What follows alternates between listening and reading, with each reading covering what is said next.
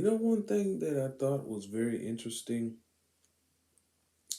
I'm gonna make this video. I'm gonna say I'm maybe just gonna call it Doctor Strange and others like him.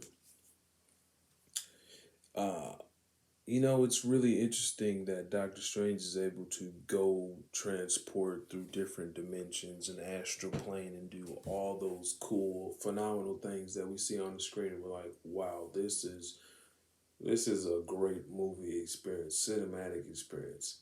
And there have been others like him, not fully realized on the big screen. Some have been. Um, Definitely, they haven't been given the same budget as him, but there's a reason why. I mean, it's Marvel, but there's some characters, some sorcerers. They're not supreme like Doctor Strange, but there's some that I also think are pretty dope, and I'm going to talk about them right. And while I'm talking about them, there might be some you guys actually don't aren't necessarily they haven't been classified as sorcerers, but I mean by all measures of the rules of being a sorcerer, magician, or wizard, which they all look like it. You know what I'm saying? They all do the same thing to some degree. They possess magic. Um, some of my favorites. I'm not gonna say all my favorites, but just some of them. Some of them that make a thrilling story.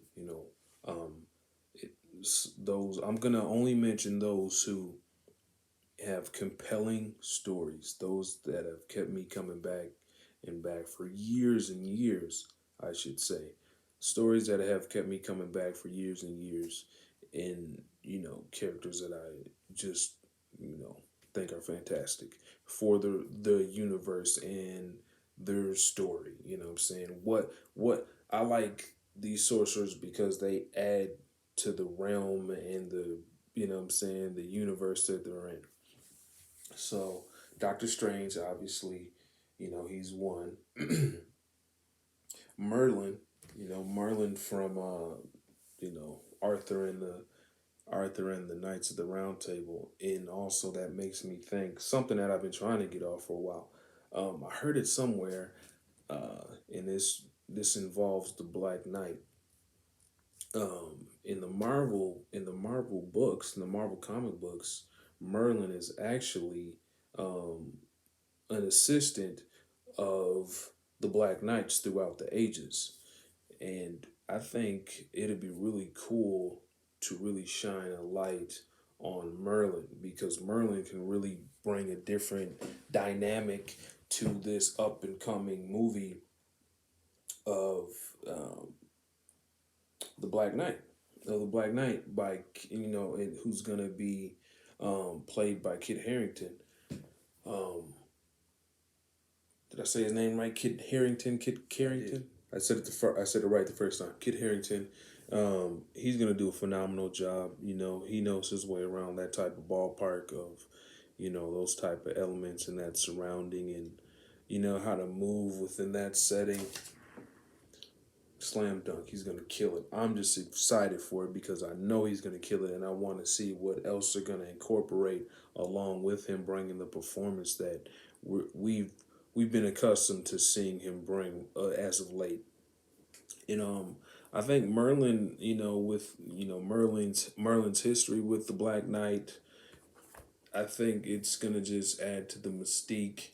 In what I was trying to get across was that I think Merlin can add an element of different dimensions and elements and surreal landscapes and just that type of astral plane feel, that type of astral plane visual. He could give that where what I'm saying, he can give that as we're looking at as we're watching the Black Knight movie, and we're going through the history of the Black Knight because the sword has been passed down from generation to generation, and Merlin was there.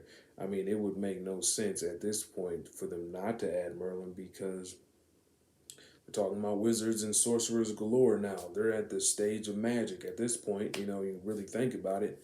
They always talk about, Marvel always talks about phases. And so, they say phase one, phase two, three, four, yada yada, etc., etc., and they're phenomenal and they do a great job. But I'm thinking that, like, just from a standpoint of just just looking at it as a fan, and trying to put elements to it, well, as far as, like, elements, meaning like creatively. Um, I think this phase is gonna be filled with a lot of like magic, ideas of magic, and just seeing it played out in action form. Obviously with Doctor Strange, but you got Doctor Strange, and then you got what, I don't want to spoil it for you. I was about to say something, but you got Doctor Strange. You got you have you got Doctor Strange, and then you also have Wanda. You know what I'm saying? She's fantastic. Wanda Maximoff, WandaVision, Scarlet Witch, she's fantastic. But she's not a mention as far as like in my list of like my favorite, you know, sorcerers and sorceresses. I mostly got, you know what, let me add her in there. I just throw her in there, but she wasn't necessarily in the discussion. You know what I'm saying? I'm thinking about people that have really like that I really thought about as these characters that have been sticking with me for years, that have kind of just like made me think of storytelling a little differently because of their what they bring to stories. And I got Doctor Strange, but WandaVision was incredible though. WandaVision was absolutely incredible. I'm watching it again. I think I didn't give it its proper do, you know what I'm saying? Because it really was a big show. You know, I know there was a lot of people that were like, it's better than Falcon and Winter Soldier. And I was like, absolutely not. But now I'm thinking, I'm like, you know what? Let me, I don't feel necessarily like completely sure that wasn't better. Let me go back and watch it. I need to go back and watch Falcon and Winter Soldier as well. But I got Doctor Strange, I got Merlin, and like I said, Merlin can be the Doctor Strange of the Black Knight series. He could definitely well be the Doctor Strange because he is a sorcerer. Make no mistake, Merlin of the knights, with the knights in the Round Table and Arthur, he is a sorcerer. Like there's no way around it. He's a sorcerer. So it'd be really dope to see him you know, at the basically spearheading the helm with Arthur, and then you got Dane Whitman's descendants on the other side of that, being instructed by Merlin and showcasing all his powers and his prowess for magic, while also guiding, also helping guide the Black Knight throughout the ages, because they show it through, because this recent comic that I got of the Black Knight shows him helping all the Whitmans throughout history. And, it's crazy, it's surreal too, because he shows so many visions, and he's like, this Whitman has to die for this reason, and and it's but it's all for a reason, and it's you gotta make the right decision, and you gotta make a sacrifice. You gotta make a sacrifice in order to save the day, and being the Black Knight comes with a lot of responsibilities, but the biggest one is being serving of others and steering the power of the Ebony Blade in the right direction. You know, but yeah, Merlin, Doctor Strange, Merlin, and Shang Tsung, Shang Tsung of Mortal Kombat. He is absolutely fantastic. His character does not get enough love as far as being, you know, a prominent figure in the culture, what I'm saying, pop culture, and also just like this magic stuff, what I'm saying, because he's been around for a long time. Mortal Kombat is a phenomenal franchise. We know this. And he, just recently, I'm not just recently, but I mean, Shang Tsung has been brought up in the last, 2, 3 years. And, those old movies, they don't hold up as well as well as they did when I was a kid. But you know, he went through portals and different dimensions, or I should say, different uh yeah different dimensions. He went through different dimensions like it was nothing. You know, Shang Tsung when Shang Tsung was trying to um make no mistake, he is a bad guy. But when Shang Tsung was trying to, when he captured Sonya Blade, when he captured Sonya Blade and Liu Kang and Johnny Cage and Raiden were on his tracks trying to get him, dude, he escaped to another dimension, man. Like no problem. Like he was holding Sonya hostage and he was like did something and then just went into another dimension. That was crazy, and I'm like, damn, you know, I could fit him right there. As definitely as far as definitely comparing him to the other sorcerers being compelling. You know what I'm saying? He was definitely out of those three that I've mentioned so far. He's definitely the evil one, or he's definitely at first glance the evil one. Uh, but yeah, man, he you know, he escapes. You know, he's you know, he's actually very sly. You know what I'm saying? He's very sly, and you know, he's very smart and he's cunning.